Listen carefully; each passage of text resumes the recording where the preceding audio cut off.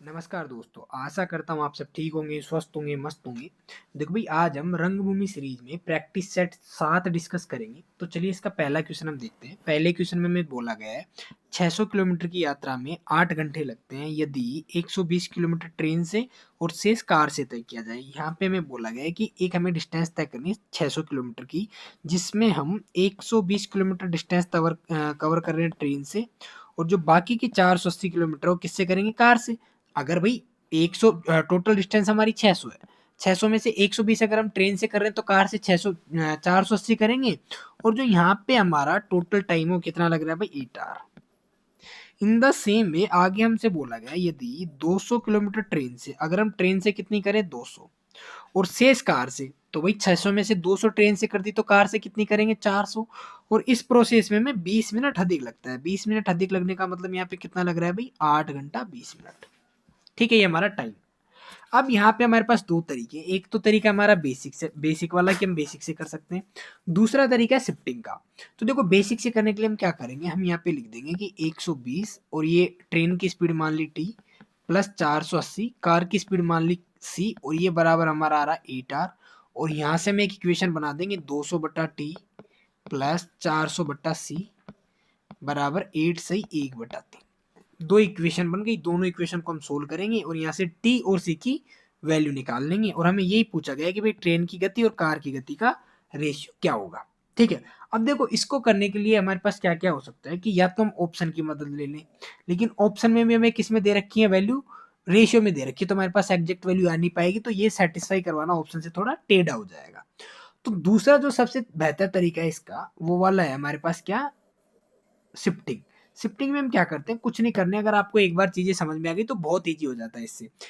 Main चीज है कि आपको समझ में आना चाहिए। देखो भाई, अगर मैं बोलूं, यहाँ पे ध्यान से सुनना कि क्या कर रहा हूं मैं यहाँ पे, ट्रेन से अगर मैं 80 किलोमीटर की डिस्टेंस बढ़ा देता हूँ, भाई मैं यहाँ पे ट्रेन से 120 किलोमीटर डिस्टेंस कवर कर रहा था, यहाँ पे 200 किलोमीटर कर रहा हूँ।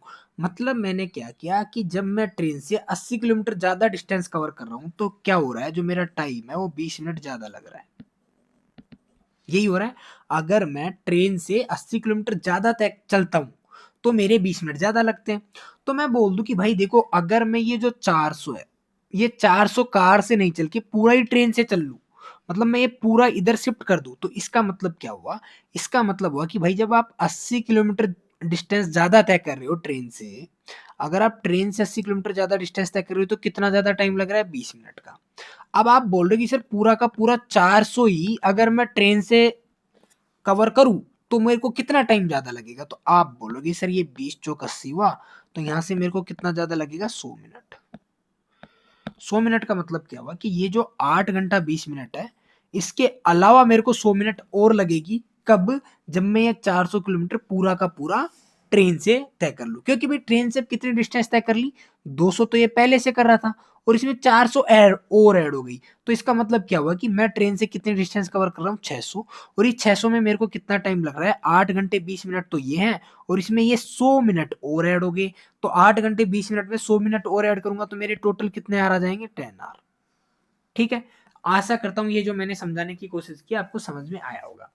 अभी अगर मैं इसको थोड़ा सा उल्टा कर दूं, थोड़ा सा उल्टा करने का मतलब क्या हुआ दोस्त, कि अब मैं क्या कर रहा हूं, मैंने बोल दिया कि भाई ये देखो ट्रेन का तो हमने निकाल दिया कि भाई ट्रेन को 10 आवर लग रहे हैं। अब मैं बोल दूं कि ये जो ट्रेन से 120 किलोमीटर डिस्टेंस तय कर रहे थे हम कार से करें, तो भाई कार का टाइम आ जाएगा। तो इसका मतलब क्या हुआ कि जब हम 80 किलोमीटर डिस्टेंस, अब इसमें उल्टा कर देते हैं, उल्टा मतलब मैं यहाँ से यहाँ चला जाता हूँ। जब मैं 80 किलोमीटर डिस्टेंस कार से तय कर रहा हूँ तो मेरे को क्या हो रहा है भाई? मेरे को 20 मिनट का टाइम बच रहा है। बच रहे हैं ना भाई, यहाँ पे 8 घंटे 20 मिनट लग रहे हैं, यहाँ पे 8 घंटे लग रहे हैं। तो जब मैं कार से 80 किलोमीटर की डिस्टेंस ज्यादा कवर कर रहा हूँ तो मेरे 20 मिनट बच रहे हैं। तो 120 की 120 अगर मैं कार से ट्रेवल कर दूं तो मेरा कितना मिनट बच जाएगा? तो आप बोल दोगे जी कि सर ये हमारा बच जाएगा कितना? 20 चौक 4 दिया 30 मिनट हमारा बच जाएगा। कितना बच जाएगा? 30 मिनट। तो मतलब इस 8 घंटे में से हमें कितना घटा देंगे? 30 मिनट। अगर इस 8 घंटे में से 30 मिनट घटा देंगे तो हमें यहाँ पे कितना टाइम लगेगा भाई? 7.5 घंटे। तो इसका मतलब क्या हुआ? देखो दोनों जगह डिस्टेंस सेम है, यहाँ पे भी 600 किलोमीटर की डिस्टेंस तय कर रहे हैं, यहाँ पे भी 600 किलोमीटर की डिस्टेंस तय कर रहे हैं। तो जब डिस्टेंस सेम है तो जो टाइम का रेशियो होगा ट्रेन और कार, ट्रेन कितना ले रहा है? 10 आवर, कार कितना ले रहा है? 15/2 घंटा। ये इनके टाइम का रेशियो। तो अगर मैं स्पीड का रेशियो की बात करूँ तो क्या हो जाएगा इसका उल्टा। इसका उल्टा मतलब ये 15/2 हो गया और ये 10 हो गया। हम इसको काटेंगे 5 से 2 बार, 5 से 3 बार, तो हमारा रेशियो क्या आ जाएगा भाई 3/4। तो हमारा आंसर क्या आ जाएगा 3/4 इसका आंसर हो जाएगा। मेन चीज इसमें ये थी कि ये समझना था आपको कि शिफ्टिंग कैसे काम करती है। अब देखो मैंने समझाया इसलिए इसमें इतना टाइम लगा। अगर जब आप इसको ये माइंड में चीजें क्लियर है ना कि किस तरीके से करना है तो इसमें ज्यादा टाइम लगेगा ना इस क्वेश्चन में। वैसे मैं बोलूंगा कि देखो टाइम टेकिंग है, अगर मैं और क्वेश्चन से कंपैरिजन करूं तो टाइम टेकिंग है। लेकिन अगर ये क्वेश्चन इतनी बार पूछा जा चुका है, बहुत बार आप अगर कहीं पे भी पढ़ोगे तो कहीं ना कहीं आपको मिल जाएगा ये वाला क्वेश्चन। जब एक क्वेश्चन इतनी बार रिपीट हो रहा है भाई तो क्यों ना आप उसको अच्छे से पढ़ लो, 2-3 बार एक क्वेश्चन की 8-10 बार प्रैक्टिस कर लो तो वो आपके माइंड में छप जाएगा। ताकि आपको एग्जाम हॉल में सीधा जाके इंप्लीमेंट करने की जरूरत रहेगी, वहां पे आपको एक्सपेरिमेंट नहीं करना पड़े, वहां पे आपको सिर्फ और सिर्फ एग्जीक्यूशन करना पड़े, इंप्लीमेंट करना पड़े तरीका। ठीक है, अगला क्वेश्चन हम देखते हैं भाई। 2 नंबर क्वेश्चन में हमसे बोला गया है a pyramid has square base with a side of 12 centimeter. The pyramid is cut into two parts by a plane parallel to its base such that the heights of the upper and lower parts are in the ratio 1:1। इसमें क्या बोला गया भाई, हमारे पास एक pyramid है। अब pyramid का जब भी कोई बात हो, देखो दो आकृतियां होती हैं, एक आपका प्रिज्म होता है और एक आपका पिरामिड होता है। तो जो प्रिज्म आपका, प्रिज्म के लिए आपको अगर कभी भी बोले कि भाई प्रिज्म, तो प्रिज्म के लिए आप हमेशा यूज किया करो, कुछ भी यूज कर लो, क्यूब यूज कर लो या सिलेंडर यूज कर लो। और पिरामिड के लिए आपको यूज कभी भी बोला जाए तो पिरामिड के लिए आप यूज करो क्या, आपका शंकु, कोन। क्या यूज करो, कोन, क्योंकि कोन आपका ऐसे ही होता है भाई पिरामिड टाइप में। तो आपको बोला गया है यहाँ पे कि आपके पास एक पिरामिड था, पिरामिड है तो मतलब मैंने ले लिया कि ये हो गया हमारा पिरामिड, ये कोन ले लिया मैंने। जब मैं इसको 2 पार्ट्स में कट कर रहा हूँ तो जो इनकी हाइट का रेशियो 1:1 है। मतलब ऊपर वाले पार्ट की हाइट भी 1 है, नीचे वाले पार्ट की हाइट भी 1 है। तो मेरे से बोला जाए कि इस पूरे जो बड़े वाले शंकु है, इस पूरे शंकु का एरिया की वो हाइट कितनी है कि 2। देखो भाई, यहाँ से यहाँ इस वाले पार्ट की हाइट 1 है और यहाँ से यहाँ इस वाले पार्ट की हाइट 1 है। तो इस पूरे जो बड़े वाला पार्ट बन रहा है इसकी हाइट कितनी हो जाएगी 2। तो जब भी हम कंपैरिजन करते हैं तो कंपैरिजन सेम चीजों में करते हैं। सेम चीजों का मतलब एक हम लेंगे यहाँ पे बड़ा वाला शंकु, इस बड़े वाले शंकु की हाइट है 2। एक लेंगे हम ये वाला छोटा वाला शंकु, इस छोटे वाले शंकु की हाइट है 1। तो जब भी हम कंपैरिजन करते हैं तो सेम चीज में करते हैं। अब हम ऐसे यहाँ पे ऐसे नहीं कर सकते कि एक तो हमने शंकु में कंपैरिजन कर लिया और एक नीचे हमने जो फ्रस्टम बना इसमें कंपैरिजन कर लिया कि भाई इसकी भी हाइट 1 है, इसकी भी हाइट 1 है। लेकिन बंधु यहाँ पे ये कोन है, यहाँ पे फ्रस्टम है, दोनों में डिफरेंस है। जब अगर हम कंपैरिजन करते हैं तो दोनों चीजें हमारी सेम होनी चाहिए। तो हमने सेम चीजें ले ली भाई, यहाँ पे भी कोन लिया, यहाँ पे भी कोन लिया। अब इन दोनों कोनों की क्या खासियत है, इन दोनों कोनों की जो खासियत है वो ये है कि इनकी हाइट कितनी, इसकी हाइट 2 है, इसकी हाइट 1 है। हमसे पूछा गया इनके वॉल्यूम का रेशियो। तो देखो भाई, जो इनका वॉल्यूम का रेशियो होता है ना वो क्या होता है, इनकी हाइट का क्यूब होता है।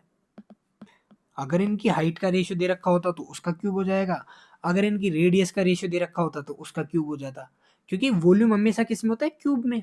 तो ये कितना हो गया 8 और ये कितना होगा 1। इसका मतलब क्या हुआ कि ये हमारे पास जो बड़ा वाला कोन था, इस बड़े वाले कोन में ये पूरा जो वॉल्यूम है वो तो हमारे पास 8 है और ये जो इतना वॉल्यूम है वो कितना है 1।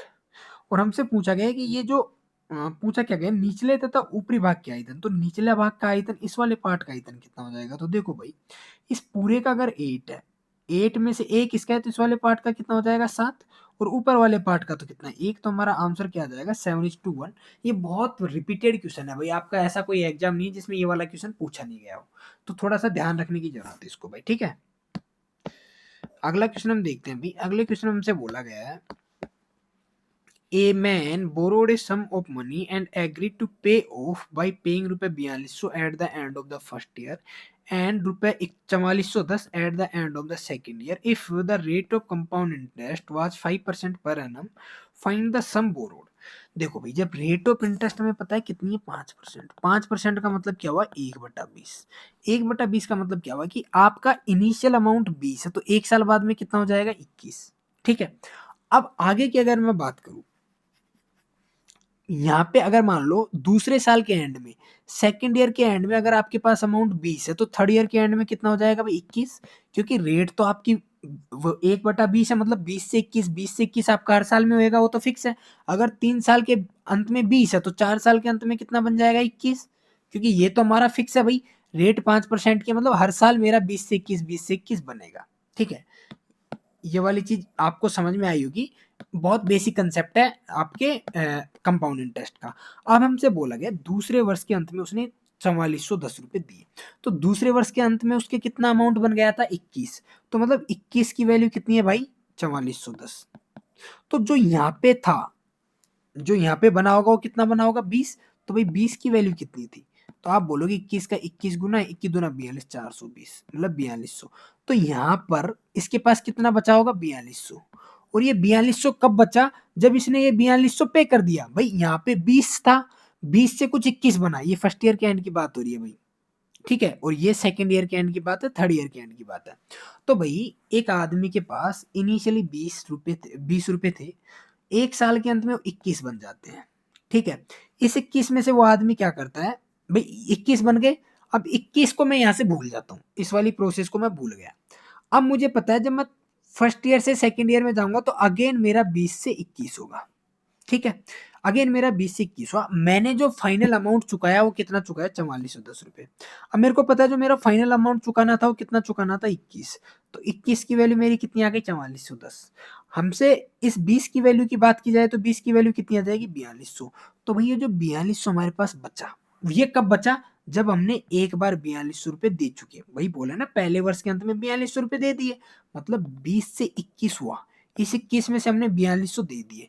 इस 4200 देने के बाद फिर 20 से 21 हुआ, क्यों, क्योंकि इसके बाद में जो बचेगा उस पर ही तो ब्याज लगेगा भाई। तो यहाँ पे इस 20 की वैल्यू कितनी आई भाई 4200 आई।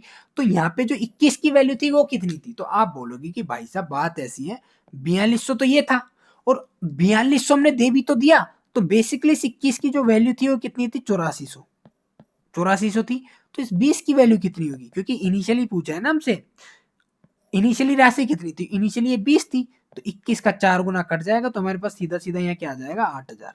देखो भाई ये तो इसका ये ऐसा तरीका है, और ये बहुत प्यारा तरीका है अगर आपको समझ में आ रहा हो तो।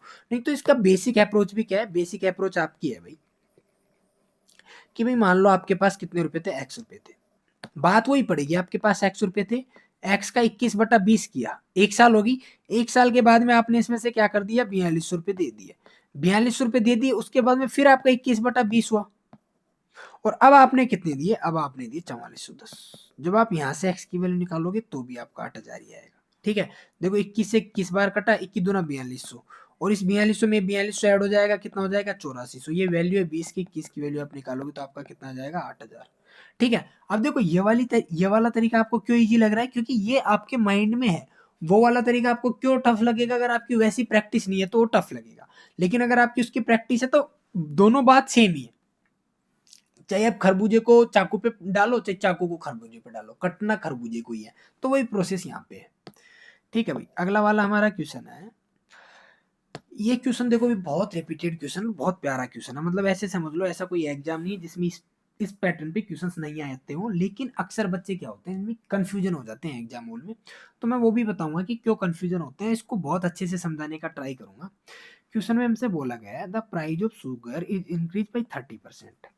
देखो भाई बात ऐसी है कि पहले आप 100 रुपए की x केजी चीनी खरीदते थे मान लो, अभी क्या हुआ the price of sugar is increase by 30%, अब इसकी प्राइस बढ़ के कितनी हुई 130 रुपए।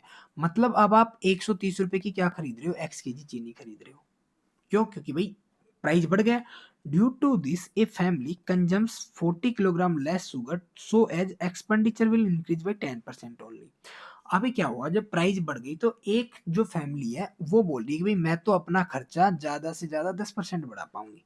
ज्यादा से ज्यादा 10% बढ़ाने का मतलब ये कि वो पहले अगर 100 रुपए की चीनी खरीद रहा था तो अब वो 110 रुपए की चीनी खरीदेगा। और इसकी वजह से क्या हुआ, जो वो पहले कंजम्पशन कर रहा था उसकी तुलना में 40 किलोग्राम कम कंजम्पशन कर रहा है। मतलब पहले अगर वो एक्स किलो चीनी खरीद रहा था तो अब कितनी खरीद रहा है x-40। ठीक है बंधु, तो देखो भाई अगर उसको x किलोग्राम खरीदनी है तो कितने रुपए खर्च करने पड़ेंगे 130 रुपए। तो देखो जब उसने यहाँ से यहाँ कितने रुपए की कमी हुई 20 रुपए की, मतलब 20 रुपए में कितनी चीनी खरीद लेता 40 किलोग्राम। भाई यही बात हो गई ना, यहाँ से यहाँ उसने 20 रुपए कम खर्च किए और 20 रुपए कम खर्च करने की वजह से उसकी चीनी कितनी कम हो गई, 40 किलोग्राम। तो आप बोल दोगे जी कि सर 20 रुपए में 40 किलोग्राम चीनी खरीदी जा सकती है, तो ये जो 130 रुपए इसमें कितनी चीनी खरीदी जा सकती है? तो मैं बोल दूंगा भाई 13 दूनी का 26, 260 किलो चीनी खरीदी जा सकती है। और हमसे पूछा गया find the original consumption. Original consumption कितना था, एक्स के जी। तो इस एक्स 130 में कितनी आ रही है, 130 में एक्स के जी आ रही है, तो इसकी वैल्यू कितनी होगी, 260। तो ये तो मैंने आपको बताया बेसिक से। अगर आप बेसिक तो मैं बोलूंगा अप्लाई मत करो, आप सीधा समझो भाई। बात ऐसी है, पहले आप 100 रुपए की चीनी खरीद रहे थे, अब आप 130 रुपए, अब आप 110 रुपए की खरीद रहे हो, और सेम क्वांटिटी आपकी कितने की आ रही है, 130 की। तो आपको पता है इन दोनों का डिफरेंस कितना है, 20। 20 में कितनी चीनी कम खरीद पा रहे हो, 40। तो 130 में कितनी खरीदोगे, क्योंकि ओरिजिनल क्वांटिटी तो आपकी 100 और 130 बराबर ही है, जितनी 100 में मिल रही थी उतनी 130 में मिल रही है अब। तो यहाँ से कितना आ जाएगा, 260। पहली चीज। दूसरी चीज, इसमें कई बार आपसे ऐसे पूछ लेता है कि भाई अगर जैसे शायद हमने पिछले एक किसी उसमें डिस्कस भी किया था कि अगर प्राइस आपकी 10% बढ़ गई, प्राइस 10% बढ़ गई, तो उसको कंजम्पशन कितना कम कर देना चाहिए। तो आप बोलोगे जी कि देखो 110 रुपए की 1 किलोग्राम चीनी आ रही है, वो कितने की नहीं खरीद, वो कितना कम कर रहा है, जैसे 100 रुपए की 1 किलो चीनी आ रही है, अब ये बढ़कर 110 रुपए की 1 किलो हो गई। लेकिन आदमी बोल रहा है कि भाई मैं तो 100 का ही खर्चा करूंगा, इसका मतलब उसने कितने रुपए की चीनी नहीं खरीदी, 10 रुपए की, तो उसका कंजम्पशन कितना कम हुआ। तो आप बोल दोगे जी कि 110 रुपए की 1 किलोग्राम आ रही है, तो उसने 10 रुपए की नहीं खरीदी, क्योंकि 100 तो अभी भी खर्च कर रहा है, तो उसका कंजम्पशन इतना कम हो गया। ठीक है, तो ये बहुत वैसे क्वेश्चन है भाई जो अक्सर हर एग्जाम में आपको देखने को मिल जाएंगे। अगला क्वेश्चन हमसे बोला गया, देखो भाई ये भी बहुत रिपीटेड क्वेश्चन है। इस क्वेश्चन में हमसे बोला गया है a jar contains a mixture of two liquids A and be in the ratio 3:2। भाई एक जार है हमारे पास, उस जार में दो लिक्विड है ए और बी, इनका रेशियो हमारे पास 3:2 है। When 50 litre of the mixture is removed, अगर मैं इसमें से 15 लीटर मिक्सचर निकाल लेता हूँ, तो देखो आपको एक चीज तो पता ही होगी कि जब आप किसी मिक्सचर में से कुछ क्वांटिटी निकाल ले रहे हो ना, तो उसका जो रेशियो है वो हमेशा सेम रहेगा। 15 लीटर निकालने के बाद भी इनका रेशियो तो सेम ही रहेगा बंधु। आगे हमसे बोला गया and 15 litre of liquid B is added. अब इसमें मैंने क्या किया, यहाँ पे 15 लीटर बी मिलाया। क्या मिलाया भाई, 15 लीटर बी, बी मिला दिया। तो क्या हुआ, द रेशियो बिकम्स 1:4। रेशियो क्या बन गया, 1:4। ठीक है, अब देखो भाई मैं जो बात कर रहा हूँ ऊपर वाले को भूल के इसी पे बात करूंगा। भाई यहाँ पे आपका जो रेशियो था वो कितना था, 3:2। यहाँ पे रेशियो कितना हुआ, 1:4। यहाँ से यहाँ में क्या चेंज आया, यहाँ से यहाँ में चेंज आया कि आपने 15 लीटर बी डाला। तो आप बोलोगे कि देखो सर हमने डाला है बी, बी तो डाला है, लेकिन जो ए की क्वांटिटी है वो तो सेम ही रहेगी। भाई ए यहाँ पे भी 3 था तो यहाँ पे भी 3 होना चाहिए, क्यों, क्योंकि ए में तो हमने कुछ चेंज किया ही नहीं। भाई हमने जो यहाँ पे डाला वो क्या डाला है, बी, तो बी की क्वांटिटी में चेंज होना चाहिए, ए की क्वांटिटी में तो चेंज होना नहीं चाहिए। तो मैं बोलूंगा बात तो सही है। तो आप ए जितना यहाँ है उतना ही ए यहाँ पे बना लो। तो उतना ही यहाँ पे बनाने के लिए क्या करना पड़ेगा, इसको 3 से गुणा कर दो। जब मैं इसको 3 से गुणा करूंगा तो ये तो मेरा 3 बन जाएगा, ये मेरा 12 बन जाएगा। अब देखो बी आपके पास कितना था, 2, कितना हो गया 12, कितना बढ़ा 10। 10 क्यों बढ़ा, क्योंकि हमने इसमें कितना एक्स्ट्रा डाल दिया, 15 लीटर। तो 10 की वैल्यू कितनी है, 15 लीटर। हमारा जो फाइनल मिक्सचर है वो कितना है, 12 और 3 15। तो देखो ये 12 और 3 15 का मतलब कितना हुआ, 12 और 3 15 का मतलब है कि ये जो हमारा इनिशियल मिक्सचर था और ये जो मिक्सचर था दोनों बराबर ही हो गए। क्यों, क्योंकि यहाँ पे हमने 15 लीटर डाला तो यहाँ पे वापस से 15, यहाँ से हमने 15 लीटर निकाला तो यहाँ पे वापस 15 लीटर डाल भी तो दिया, तो बात तो वही हो गई। जो मिक्सचर यहाँ था वही मिक्सचर यहाँ पे हो गया। क्यों, क्योंकि यहाँ से 15 लीटर डाल निकाला फिर डाला, तो बात तो वही होगी ना। तो भाई 15 की वैल्यू कितनी आ जाएगी, तो आप बोलोगे सर 15 की वैल्यू 15 × 15 बटा 10, 15 15 कितना होता है 225, तो ये 22.5 बटा और 22.5 लीटर आ गई। मतलब हमारे पास जो इनिशियल मिक्सचर था वो कितना था, 22.5 लीटर। अब हमसे बोला गया है कि what was the original quantity of liquid A in the jar. Liquid A में, तो लिक्विड में इनिशियल ए की क्वांटिटी कितनी थी, 3। तो आप बोलोगे कि सर जो 22.5 है कितने की वैल्यू है, 5 की, 3 और 2 5 की। हमें कितनी की वैल्यू निकालनी है, 3 की, क्योंकि इनिशियल ए कितना था, 3। तो देखो भाई कितने का गुना होता है, 45 का 5 गुना होता है ना ये। 45 का 5 गुना, 45 का 3 गुना हो जाता है हमारा 13.5 लीटर। तो कितना आंसर आ जाएगा, 13.5 लीटर। अब देखो ये चीज आपको ध्यान रखनी चाहिए कि भाई 45 का 5 गुना 225 होता है, क्योंकि आप वहां पे कैलकुलेशन करने बैठोगे 5 चौका अगर आपको याद है तो आपका चाहिए 1 सेकंड का टाइम बचे, लेकिन वो भी बहुत ज्यादा इंपॉर्टेंट है। ठीक है भाई, अगला क्वेश्चन हम देखते हैं। अगले क्वेश्चन में हमसे बोला गया, ये भी बहुत रिपीटेड क्वेश्चन है भाई। इस क्वेश्चन में हमसे बोला गया है when x is added to each of 16, 28, 38 and 55। हमारे पास चार संख्याएं 16, 28, 36 और 58। अगर इन सब में से हम x घटा देते हैं, इसमें सब में से x घटा देते हैं तो क्या हो जाता है, resultant numbers are in proportion, ये सारे नंबर प्रोपोर्शन में आ जाते हैं और हमें इसकी वैल्यू निकालनी है। तो देखो भाई, इसकी वैल्यू निकालने के लिए इसका सबसे बेस्ट तरीका है इनका डिफरेंस ले लो। इनका डिफरेंस कितना हुआ बंधु, इनका डिफरेंस हुआ 12, इनका डिफरेंस हुआ 22। इन दोनों को आप काट लो, अगर ये कट रहे हैं तो ये कितना आ जाएगा 6, ये कितना आ जाएगा 11। अब आपको क्या करना है, इस 11 को मल्टीप्लाई करना है 16 से, इस 6 को मल्टीप्लाई करना है 36 से। तो कितना हुआ 36 इंटू 6 माइनस 11 इंटू 16, ये बराबर आ जाएगा 6x और 11x माइनस 6 की। किसके बराबर हो जाएगा भाई, 11x माइनस 6x की। तो यहाँ से हमारा कितना हो गया, देखो इनके साथ लगता है आपका x, जो ये वाला x है ना आपका ये, तो यहाँ से जो 5x की वैल्यू आएगी कितना आएगी, 36 का 6 गुना 216 होता है, माइनस 11 यानी 66 और 17 176। तो कितना आ गया भैया आपका, यहाँ से आपकी x की वैल्यू आ जाएगी, कितना बचा 24 और 16 40, 40/5। तो x की वैल्यू कितनी आ गई 8। आपको पता है भाई, यहाँ से अगर आपके पास x की वैल्यू 8 आ गई और हमसे इनका रेशियो पूछा हुआ है, तो 12 + 8 कितना हो गया 20 और 3x 8 दिया 24, 24 और 26 कितना हो गया 50। तो इनका रेशियो क्या आ जाएगा बंधु, 2:5। ठीक है, बहुत फेमस क्वेश्चन है। मेन चीज है इसका आपको ये वाला पैटर्न आना चाहिए, आपका ऐसा कोई एग्जाम नहीं है जिसमें ये वाला क्वेश्चन नहीं पूछा गया हो। ठीक है भाई, अगला क्वेश्चन हम देखते हैं। अगला क्वेश्चन तो बहुत प्यारा क्वेश्चन है भाई, रेलवे वालों आपके लिए तो बहुत काम का क्वेश्चन है, और एसएससी वालों मेंस में इस पे क्वेश्चन आते हैं, ध्यान रखना। इस क्वेश्चन में हमसे बोला गया, if the mean of the observations and के इज 9। और मीन ऑब्जर्वेशन का मतलब है एवरेज। ये संख्याएं आपकी 7 + 11 + 18 + 5 + 4 + 8 + के, और ये टोटल संख्या कितनी 1 2 3 4 5 6 7। इनका अगर मैं एवरेज निकालूं तो कितना आ रहा है 9। तो यहाँ से अगर मेरे को के की वैल्यू निकालनी है तो भी कितनी आ जाएगी, 11 और 7 18, 18 18 36, 36 और 5 41, 41 और 12 41 और 12 हो गया हमारा 53। तो के की वैल्यू कितनी आ जाएगी 63 माइनस 53। के की वैल्यू कितनी आ गई 63 माइनस 53 बराबर 10। के की वैल्यू आ गई 10। अब हमसे बोला गया है कि find the mean deviation relative to the mean. Mean deviation relative to the mean का मतलब क्या हुआ कि ये जो आपकी संख्याएं दे रखी है ना 7 11 18 5 4 8 10, 7 संख्याएं हैं, इनका एवरेज है 9। तो हमें बेसिकली निकालना है कि इन संख्याओं का 9 से कितना डेविएशन है और उसका मीन निकालना है। तो देखो भाई 7 से 9 का डेविएशन कितने का है, ये तो माध्य के सापेक्ष माध्य विचलन। Find the mean deviation relative to the mean of the given observation. देखो 9 से 7, 9 और 7 इनका कितना डिफरेंस है 2। 11 और 7 का कितना, 11 और 9 का कितना डिफरेंस है 2। 18 और 9 का कितना है 9। 5 और 9 का कितना है 4, 4 और उसका कितना है 5, फिर 1 फिर 1, और ये सब प्लस में लेना है आपको। वो मैटर नहीं कर रहा कि साइन प्लस का रहा है साइनस माइनस, साइन माइनस का रहा है। बेसिकली हमसे हमें देखना है कि ये जो मीन है, इस मीन से ये सब कितने कितनी दूरी पे है। तो देखो ये 7 है, 9 से इसकी कितनी दूरी है 2। इसी तरीके से 11 है, इसकी 9 से कितनी दूरी है 2।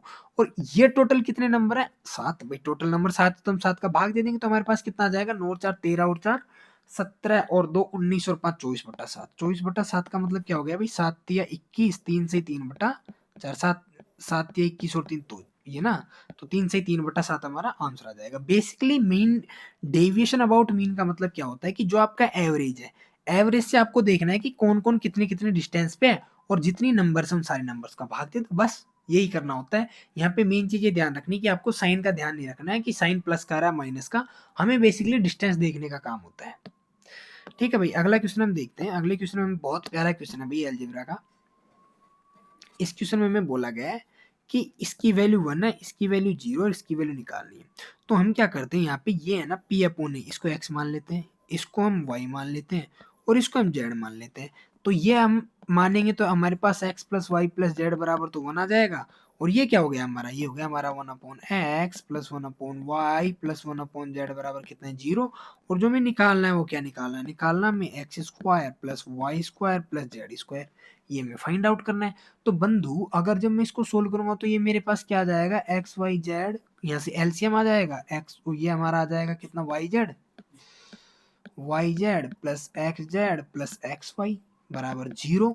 तो यहाँ से आप मेरे से बोल दोगे कि सर जो x y plus y z plus z x इसकी वैल्यू कितनी होगी 0। ठीक है, हमें क्या निकालना है, x square plus y square plus z square. इसका मतलब क्या हुआ कि मैं इसका स्क्वायर कर देता हूँ।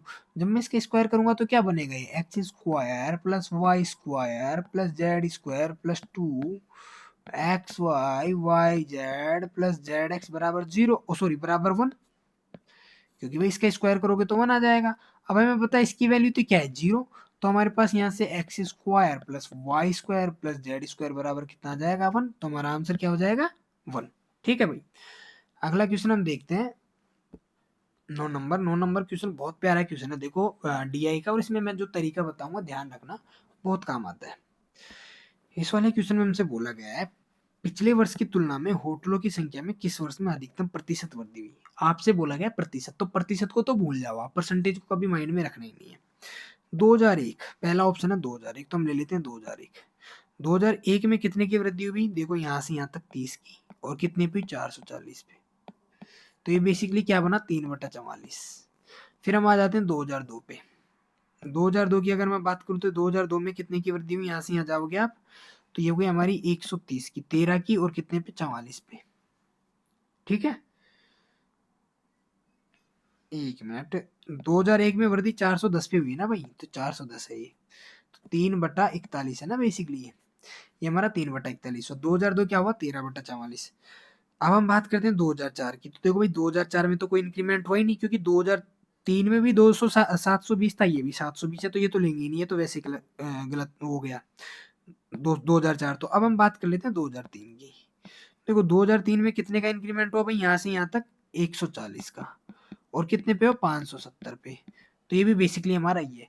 तो जब हमें कंपैरिजन कर रहा होता है, ये हमारा 3/41 है, ये हमारा 13/44 है, ये हमारा 14/57 है, तो बेसिकली तो ऑप्शन हमारे दूर दूर है, तो हम इसको वैसे भी कर सकते हैं। देखो ये कितना बनेगा, ये चौटा चौथी 42, 1 बटा लगभग 14 बनेगा, ये हमारा बनेगा 13 39, 1/3 पॉइंट समथिंग बनेगा, और ये हमारा 1/4 के आसपास आएगा। तो इन तीनों में से हमारे पास सबसे बड़ा कौन सा, ये वाला नंबर, तो ये वाला नंबर मतलब कौन सा हो जाएगा 2002 हमारा आंसर हो जाएगा। तो या तो हम इसको ऐसे कर सकते हैं, या फिर इसका जो हमारे पास एक और तरीका है क्रॉस मल्टीप्लीकेशन। देखो क्रॉस मल्टीप्लीकेशन करके देख लेते हैं भाई। जब हम क्रॉस मल्टीप्लीकेशन करेंगे तो हमें क्या निकलेगा, ये 44 को 3 से गुना करो, कितना है 4 तिया 12 और 1 13, ये आ गया 13 एकम 13, 13 चौकड़ा 48 और 1 49। तो इन दोनों में से तो यही बड़ा है। अब इन दोनों में कंपैरिजन कर लेते हैं, इन दोनों में भी जब आप कंपैरिजन करोगे तो कितना आएगा भैया 14 चौको 56 और 5 61, और ये आएगा 93 और 13 65, 65 और 9 आपका कितना हो गया, ये आ गया आपका 65 और 9 74। तो बेसिकली ये सॉरी ये हमारा 711 है, और ये है हमारा 616, क्योंकि हमने इसको मल्टीप्लाई किया है ना भाई, जो ऊपर होता है वो हम बेसिकली लिखते हैं। तो इन दोनों में से देखो हमारा बड़ा कौन सा है, ये वाला। कौन सा बड़ा है भाई, ये वाला। तो हमारा आंसर क्या ही होगा 2002 ही हमारा आंसर होगा। तो इसमें आपको परसेंटेज निकालना नहीं है, इसमें या तो आप रेशियो से बैठा है तो रेशियो से कर लो, अगर रेशियो से नहीं बैठ रहा, ऑप्शन बहुत ज्यादा पास है, तो आप इसको क्या कर लो क्रॉस मल्टीप्लीकेशन से चेक कर लो कि कौन सा बड़ा है। ठीक है भाई, अगला क्वेश्चन हम देखते हैं, और ये वाला क्वेश्चन बहुत प्यारा क्वेश्चन है जो मैं बताने जा रहा हूँ भाई। इसका तरीका ये एसएससी सीएचएसएल 2021 के पेपर में पूछा गया था। इस क्वेश्चन में हमसे बोला गया calculate the area of the quadrilateral form by the verticals this. Basically हमसे बोला गया कि भाई बंधु एक ये ऐसा वो है क्वाड्रिलेटरल, इसके 4 वर्टिकल दे रखे हैं, ये है -3,2, ये है बंधु 5,4, ये है 7,-6, और ये -5,-4। इसका हमें निकालना है एरिया। तो देखो इसका एरिया निकालना है तो हम क्या करते हैं, यहाँ से एक डालते हैं विकर्ण। एक विकर्ण क्यों डालें, क्योंकि अब हमारे पास 2 ट्राइंगल बन गए, एक ट्राइंगल ये और एक ट्राइंगल ये। इन दोनों ट्राइंगलों का एरिया निकाल के अगर मैं ऐड कर दूंगा तो पूरे क्वाड्रिलेटरल का एरिया आ जाएगा। तो ट्राइंगल का एरिया निकालने के लिए हम क्या करते हैं, जो मैं तरीका यूज करता हूँ बताता हूँ। हम क्या करते हैं, इसको पुट कर देते हैं 0 0, क्या पुट कर देते हैं इसको 0 0। इसको 0 0 पुट करने के लिए मेरे को क्या करना पड़ेगा, x में 3 जोड़ना पड़ेगा और y में से 3 घटाना पड़ेगा। भाई x x में 3 जोड़ दूं तो क्या हो जाएगा 0, और y x में से 2 घटा दूं तो क्या हो जाएगा 0। तो ये वाला एप्लीकेशन आपको सभी के साथ करना पड़ेगा। तो इसके साथ भी मैं कर रहा हूँ, इसमें मैं जोड़ रहा हूँ 3, तो 6 और 3 मेरा कितना हो जाएगा 9, सॉरी ये 5 है ना भाई, ये 5 है हमारा, तो ये कितना हो जाएगा 5 और 3 8, और इसमें से मेरे को क्या करना, 2 घटाना, तो ये कितना हो जाएगा 2। इसी तरीके से भाई मैं जब इसमें 3 जोड़ूंगा तो ये 10 हो जाएगा, और इसमें से जब मैं 2 घटाऊंगा तो मेरा माइनस का 8 हो जाएगा ये। इसी तरीके जब मैं इसमें 3 जोड़ूंगा तो माइनस का 2 आ गया, और इसमें से जब मैं 2 घटाऊंगा तो माइनस का 6 आ गया। ठीक है, तो हमारे जो नए कोऑर्डिनेट बने वो क्या क्या बने, 0,0, 8,2, 10,-8 और 2,-6। तो बेसिकली अब हमें जब एरिया निकालना है तो हम क्या करेंगे, ये वाला ट्राइंगल लेंगे पहले। इस वाले ट्राइंगल का एरिया निकालने के लिए देखो हम क्या करते हैं, 1/2, एक्स कितना हमारा 8, 2 ये लिख लिया, और ये कितना 10 और -8 ये लिख लिया। इसका एरिया प्लस नीचे वाले का एरिया, नीचे वाले का एरिया क्या हो जाएगा 1/2, ये 10 और -8 ये लिख लिया, और -2 और -6 ये लिख लिया। अब कुछ नहीं करना, हमें कितना है 8 8 64 माइनस का, और 10 दूनी का 20 माइनस का, प्लस 1/2 है, ये कितना हुआ माइनस का 10 6 60, और ये माइनस माइनस प्लस, और फिर अगेन -8 दूना 16। तो ये हमारा हो गया।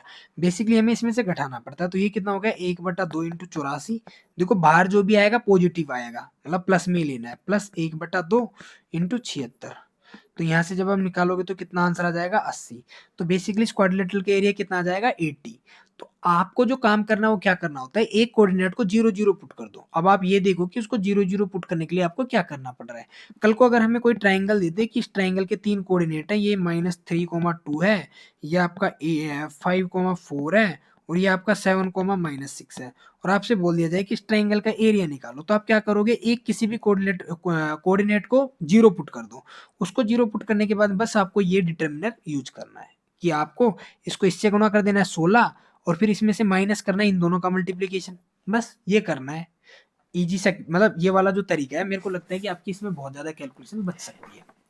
तो भाई ये वाला हमारा आज हमने पूरा कंप्लीट डिस्कस कर लिया। आशा करता हूँ मैंने जो चीज़ें बताई हैं वो आपने नोट डाउन की होगी, और आप जब अगले मॉक टेस्ट दोगे या आप कहीं पे भी क्वेश्चंस करोगे तो उनमें अप्लाई करोगे। एक और चीज़ बता देता हूँ भाई, कि अगर आप कोई नया तरीका या नया तरीका यहाँ से पढ़ते हो, नया कंसेप्ट कुछ पढ़ते हो, तो आप प्लीज़ उसकी कम से कम 8 से 10 बार प्रैक्टिस करो। अगर आप 8 से 10 बार प्रैक्टिस नहीं कर रहे हो तो उसका मतलब क्या होगा कि आपने जो यहाँ पे पढ़ा है ना वो आपके किसी काम का नहीं आएगा। आप वो सिर्फ और सिर्फ लर्निंग होगी, एजुकेशन फेज में तो आ ही नहीं पाएगा। और लर्निंग में भी आप उसको है ना 1-2 दिन तक याद रख पाओगे, उसके बाद में भूल जाओगे। तो मैं यहाँ पे जितने भी तरीके बता रहा हूँ आप उनको डेली रिवाइज करते रहिए, और खुद से उन पे क्वेश्चंस करते रहिए, तभी जाके चीजें आप अप्लाई कर पाओगे, नहीं तो अप्लाई नहीं कर पाओगे। ठीक है भाई।